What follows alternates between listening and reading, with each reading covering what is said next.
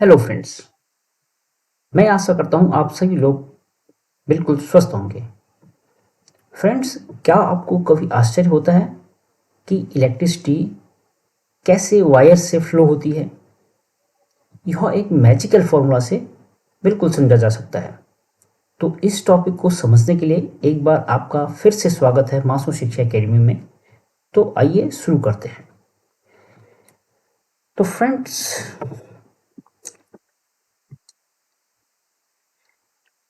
जैसा आप मेरे स्क्रीन पे देख सकते हैं, आज का हमारा टाइटल रहेगा ओम्स लॉ, जो हमें मदद करेगा कि इलेक्ट्रिसिटी कैसे फ्लो होती है।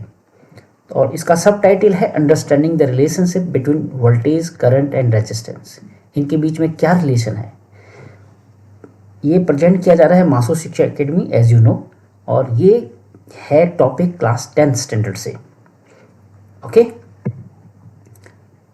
और ये जो रिलेशन है, ये महान साइंटिस्ट जॉर्ज साइमन ओम ने ये इन्वेंशन इसका किया था।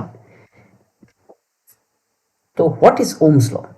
तो उन ओम्स ने क्या ऐसा इन्वेंशन किया कि इनको ये पता चला कि वी आई आर यानी कि वोल्टेज, करंट, रेजिस्टेंस में एक रिलेशन है।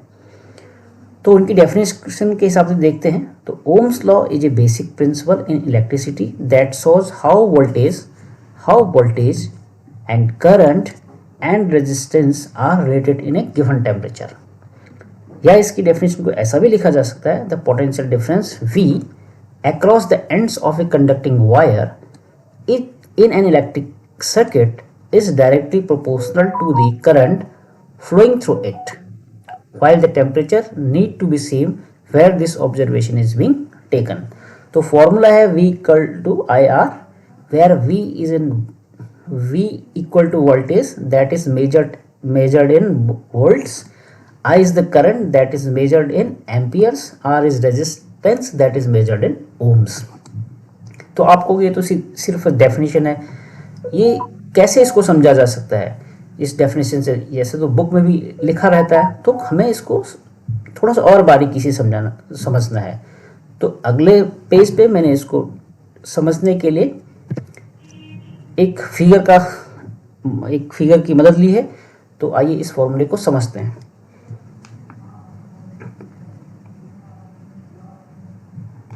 जैसे voltage V is the force that pushes current through a conductor. Current I is the flow of electric charge. Resistance R is the opposition to the flow of current. तो सबसे पहले हम चलते हैं समझते हैं इस वोल्टेज को। ये वोल्टेज क्या है? ओके। जब हम वोल्टेज समझेंगे तो हम समझ पाएंगे कि करंट फ्लो होने का क्या रीजन है।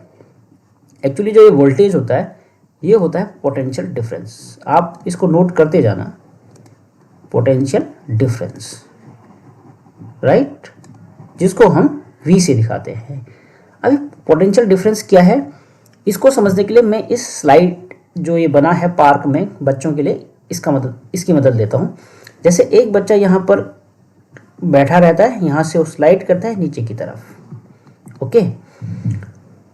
तो अगर मान लेते हैं ये स्लाइड ऐसा ना होता और ये स्लाइड कुछ ऐसा होता, इस तरह से हॉरिजेंटल, राइट, कुछ इस तरह का ये होता, यानी कि इसका अर्थ से यहाँ डिस्टेंस, यहाँ अगर हाइट देखो, ये कुछ भी है, मानो ये 10 मीटर है, तो यहाँ तो 0 है हाइट, क्योंकि जमीन पे चिपका हुआ है। तो इनके हाइट में एक डिफरेंस है। अगर ऐसा होता बच्चा यहाँ बैठा होता, तो इस तरफ उसको स्लाइड करना होता तो वो नहीं कर पाता, because there is no difference in height.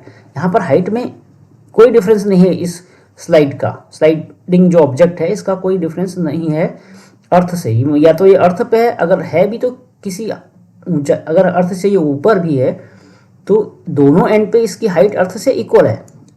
तो इस केस में कोई डिफरेंस ना होने की वजह से ये स्लाइड नहीं कर पाएगा। तो वोल्टेज डिफरेंस को इससे समझा जा सकता है कि जो दो टर्मिनल्स जैसे होते हैं हमारे पास बैटरी के अंदर, तो बैटरी के अंदर का क्या फंक्शन होता है हम ये समझते हैं। ये सोर्स है एक करंट को प्रोड्यूस करने का। हमने देखा है कि बैटरी में 2 इलेक्ट्रोड्स होते हैं। अब यहाँ पर मैं जो बैटरी के फंक्शन के बारे में जनरल चीज़ें बता रहा हूँ ताकि हमारा वोल्टेज डिफरेंस हमें पता चल जाए। बैटरी के बारे में अगर हमें डीप में समझना है तो इसके लिए मैं एक और वीडियो बना सकता हूँ, तो यहाँ मैं सिर्फ जनरल बताऊँगा ताकि हमारा टाइम कम से कम लगे। जैसे ये दो इलेक्ट्रोड हैं, इस इलेक्ट्रोड है और ये जो बैटरी है इसके अंदर एक इलेक्ट्रोलाइट होता है। इलेक्ट्रोलाइट मतलब ये केमिकल्स का बना एक सब्सटेंस है। जैसे हम उन दो केमिकल्स के सब्सटेंस को इसमें रखते हैं तो पोलराइज्ड हो जाते हैं माइनस और पॉजिटिव आयंस में। तो आप ये समझो कि ये पॉजिटिव है, ये नेगेटिव है। तो ये पॉजिटिव नेगेटिव तो हैं, इट्स ओके, यानी कि इनमें डिफरेंस है, यानी कि इनमें ये जो पोटेंशियल है, पोटेंशियल में डिफरेंस है, बट ये डिफरेंस हमारे किसी काम का नहीं है जब तक कि इनके ये डिफरेंस हमारा तब तक काम का नहीं होगा जब तक कि हम इसमें से कोई कुछ इस तरह का नहीं करें। जैसे अगर मैं एक वायर को इसमें इस टर्मिनल पे, ये एक इलेक्ट्रोड है था, एक इलेक्ट्रोड है, तो ये टर्मिनल है, इस टर्मिनल से मैं एक वायर ऐसे कनेक्ट करूंगा इस तरह से माइनस से, और उसको इस पॉजिटिव टर्मिनल के साथ जोड़ दूंगा। ये मेरा माइनस है, इस पॉजिटिव टर्मिनल के साथ जोड़ दूंगा। तो इस तरह से जो यहाँ पर नेगेटिव चार्जेस होते हैं वो फ्लो करने लग जाते हैं। ऐसे जब वो फ्लो करने लग जाते हैं तो हम इस फ्लो का यूज करते हैं। वो कैसे यूज करते हैं, तो यहाँ पर हम एक लोड डाल देते हैं। ये लोड इन टर्म्स ऑफ यहाँ पर इन टर्म्स ऑफ कि हम कुछ भी यहाँ पर जो अप्लाइंसेस है यूज कर सकते हैं, या जैसे मैंने यहाँ पर बल्ब लगा दिया एक, तो मैं अगर बल्ब लगा दूंगा तो बल्ब ग्लो करने लग जाएगा इस फ्लो ऑफ इलेक्ट्रॉन से, यानी कि वो फ्लो ऑफ इलेक्ट्रॉन जो है वो करंट हमें दे देगा, वो एक इलेक्ट्रिसिटी हमें दे देगी, वो एक इलेक्ट्रिक एनर्जी हमें दे देगी।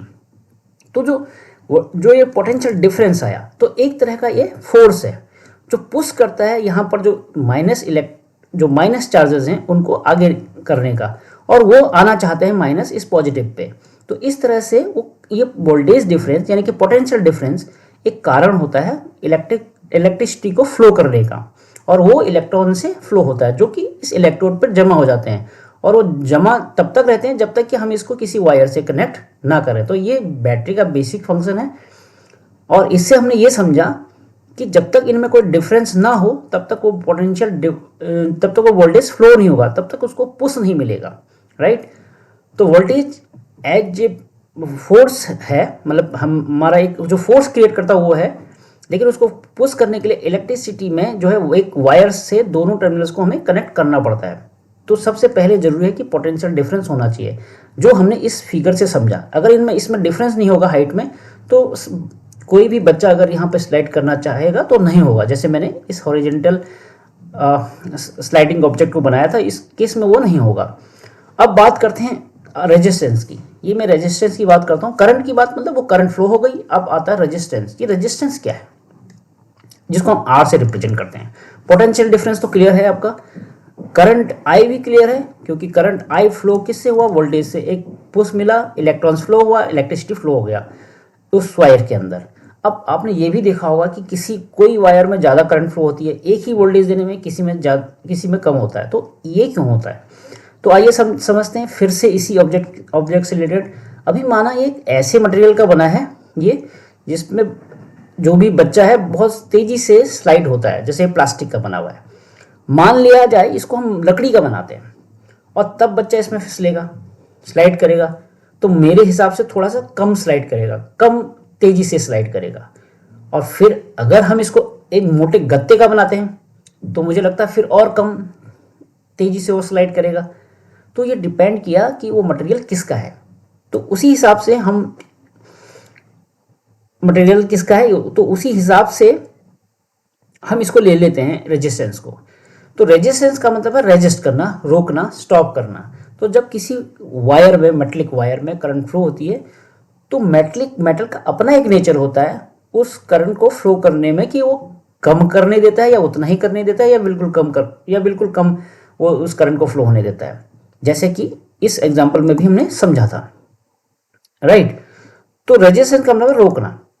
तो वो अगर हम जैसे ये जो हमने वायर यूज किया था इस बैटरी के अंदर, माना ये कोई ए एलिमेंट का वायर है, लेट्स से इट इज एक ए एलिमेंट का वायर है, तो इसमें रेजिस्टेंस माना ज़्यादा है, तो इसमें इलेक्ट्रिसिटी फ्लो कम होगी, रेजिस्ट करेगा ये करंट को। अगर हमने किसी बी टाइप के वायर को लिया, उसमें रेजिस्टेंस कम है due to the nature of the wire, तो हो सकता है उसमें करंट ज़्यादा फ्लो हो। तो ये डिपेंड करता है मेटल टू मेटल। ओके, तो रेजिस्टेंस भी उसी के हिसाब से काम करता है जिस हिसाब का मेटल है, उसमें ज़्यादा है कम है, इस तरह से, राइट। तो हमारा अब मेन जो अंडरस्टैंडिंग है वो ये है कि जब भी हम कोई वोल्टेज फ्लो करते हैं किसी वायर में, तो जितना हम ज़्यादा वोल्टेज फ्लो करेंगे, यानी कि जितना ये पोटेंशियल डिफरेंस ज़्यादा होगा, उतना ही करंट ज़्यादा होगा, करंट की इंटेंसिटी ज़्यादा होगी। यानी कि ये डायरेक्टली प्रोपोर्शनल है इस वोल्टेज इस या करंट इस वोल्टेज का, ठीक है। या हम ये कह सकते हैं कि वोल्टेज डायरेक्टली प्रोपोर्शनल है इस करंट के, वोल्टेज ज़्यादा तो करंट ज़्यादा, समथिंग ऐसा। लेकिन अब ये एग्जैक्टली तो नहीं है, वोल्टेज ने जिस हिसाब से उसको जो जिस हिसाब से क्रिएट हुआ करंट उस हिसाब से नहीं है, यानी कि उतना नहीं है, उस क्वांटिटी से नहीं है, कम है। तो वो जो कम है, तो जो कम हुई है करंट तो क्यों हुई है, तो हुई क्यों है एक्चुअली, वो due to the nature of the wire. उस वायर ने कहीं वो उसको डिसिपेट कर दिया, यानी कि कुछ वोल्टेज उसने ख़त्म कर दिया। वो ख़त्म किस में किया, यहाँ पर आप देख सकते हैं हमने एक बल्ब लगाया था, तो वो बल्ब में उसकी एनर्जी चली गई है, वो एनर्जी बल्ब में चली गई है, राइट। तो वो क्यों होता है ऐसा, वो रेजिस्ट करता है, वो वायर रेजिस्ट करता है। तो वो रेजिस्ट करता है, तो जो वोल्टेज V है हमारा, वो बन जाता है R इंटू आई, यानी कि वो रेजिस्टेंस को अगर हम मल्टीप्लाई करें करंट के साथ, तो हमारा तब निकलता है टोटल वोल्टेज। एक्चुअली में जो बल्ब ग्लो होता है और जो बल्ब के अंदर जो एलिमेंट है, वो उस एलिमेंट का गुस्सा है, वो कहता है कि मेरे अंदर से इलेक्ट्रिसिटी फ्लो मत करो, बट इलेक्ट्रिसिटी फ्लो होती है, तो वो गुस्सा आता है, तो एकदम रेड हो जाता है। रेड होते होते धीरे धीरे वो हमें एक लाइट के फॉर्म में मिलता है। ओके, तो V equal to I R, आपको ये समझ आया होगा इस पिक्चर की मदद से। अगर मैं इसमें कुछ मिस कर रहा हूँ तो आप मुझे कमेंट बॉक्स में भी लिख सकते हैं, बट मैं आशा करता हूँ यहाँ पर कि आपको ये समझ आया होगा। नेक्स्ट एक न्यूमेरिकल समझते हैं। देखो, एक साइंटिस्ट थे Alessandro वोल्टा, was an Italian physicist. The word voltage comes from Volta's name. ये जो वोल्ट, जो वोल्टेज का जो हम यूनिट लेते हैं, उन्हीं के नाम से है, उन्हीं के ऑनर से ये लिया गया है। ओके, तो यहाँ पर हम एक न्यूमेरिकल समझते हैं। अगर माना किसी कंडक्टिंग वायर में, कंडक्टिंग वायर आप समझते ही हैं, कंडक्टिंग वायर मतलब जिसमें हीट या इलेक्ट्रिसिटी फ्लो हो जाती है, ऐसे मटेरियल। तो माना इसमें 20 वोल्ट यानी कि पोटेंशियल डिफरेंस 20 है इसके अंदर, इस वायर के अंदर, और रेजिस्टेंस 10 ओम है, करंट हमें इसमें निकालना है। तो हमारे पास एक फॉर्मूला होता है V equal to I R, अभी जस्ट हमने पढ़ा था। तो V की जगह हम लिख देते हैं 20। कभी भी न्यूमेरिकल करने से पहले ये इंश्योर कर लें कि जो भी उसके यूनिट्स दिए गए हैं वो ऐसा यूनिट्स में हो। अगर नहीं है तो पहले उनको कन्वर्ट करें, उसके बाद ही न्यूमेरिकल को सॉल्व करना है, राइट। तो V की जगह हमने रख दिया 20, और I है हमने निकालना है, I को I एज इट इज रखें बिकॉज इसको हमने निकालना है। रेजिस्टेंस है आपका 10 ओम, ये ओम के ऑनर से इसका यूनिट रखा गया है इस रेजिस्टेंस का, तो यहाँ पर लिख देते हैं 10 यानी कि इनटू 10, राइट। तो I इक्वल टू हो जाएगा 20/10, 10 टू जो 20, तो it means I equal to हमारा क्या आया 2 एम्पियर। ओके, ये एम्पियर भी एक साइंटिस्ट थे, करंट को उनके ऑनर में रखा, करंट का यूनिट को उनके ऑनर में रखा गया है। तो इस तरह से हम बहुत छोटे छोटे न्यूमेरिकल बना सकते हैं ओम्स लॉ से। अब सेल्फ असेसमेंट, तो सेल्फ असेसमेंट मैंने रखा है, अगर आपने ये थोड़ा सा गौर से या डीपली समझा है इस फॉर्मूले को, तो आई होप कि आप सेल्फ असेसमेंट को सॉल्व करने में आप सक्सेस हो पाएंगे। तो ये मैंने 4 क्वेश्चन लिखे हैं, आप इन 4 क्वेश्चनों को आपने आंसर देना है और प्रैक्टिस करनी है, और आंसर आपको कमेंट बॉक्स में लिख के भेजना है। पहला ओ है what is Ohm's law, I think आपको ये समझ ही आया होगा। दूसरा है कि right the relationship between voltage, current and resistance, ये भी आप बहुत अच्छी तरीके से कर सकते हैं। What would be impact on current if resistance of a wire increases, अगर किसी वायर का रेजिस्टेंस जो है बढ़ा दें हम, तो उसके करंट, तो उसमें फ्लो होने वाली करंट पे क्या अफेक्ट पड़ेगा ये आपको बताना है। A bulb is connected to a 12 volt battery and the current flowing through the circuit is 3A, find the resistance of the bulb using Ohm's law. तो ये न्यूमेरिकल भी आप कर सकते हैं ओम्स लॉ को यूज करके। तो right the answer of every question in comment box, ये मैंने लिखा है तो आप मुझे जरूर कमेंट बॉक्स में लिखें। आई होप कि आप लिखेंगे। तो फ्रेंड्स, मैं आशा करता हूं कि आपको ओम्स लॉ का ये सीक्रेट फॉर्मूला समझ आया होगा, जो कि वोल्टेज, करंट और रेजिस्टेंस के कॉम्बिनेशन से बना है। तो अगले वीडियो में फिर से मिलेंगे एक और रोचक टॉपिक के साथ। तब तक के लिए गुड बाय, थैंक यू।